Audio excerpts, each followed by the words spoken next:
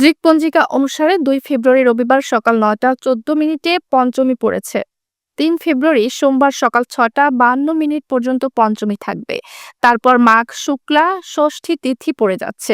উদয় তিথি অনুসারে ৩ ফেব্রুয়ারি হলো বসন্ত পঞ্চমী। আর এই জ্ঞানের দেবী মা সরস্বতী পূজা উপলক্ষে প্রতিমার মূর্তি তৈরিতে ব্যস্ত সময় পার করছে খুলনা ডুমুরিয়ায় শোলগাতিয়ার মৃৎশিল্প ভাস্কররা।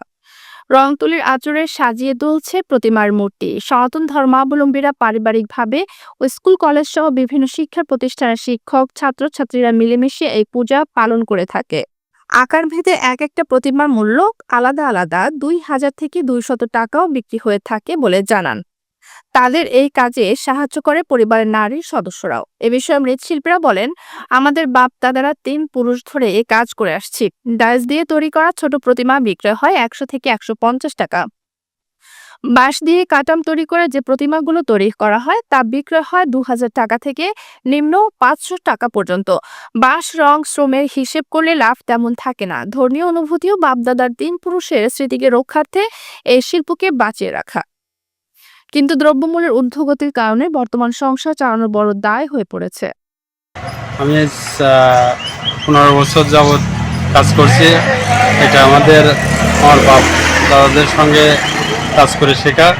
আমাদের এখানে এবছর ৫০০ মতো প্রতিমা তৈরি করছি।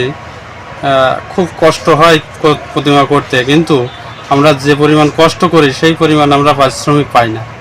আমাদের এই কাজ করে সংসার চালাতে হিমশিম খেয়ে যাচ্ছি। আমাদের ধর্মীয় অনুভূতির কারণে আমরা এটা ধরে রাখার চেষ্টা করছি। এখানে আমরা এই ৩ পুরুষ ধরে এই সমস্ত ঠাকুরের কাজ করি।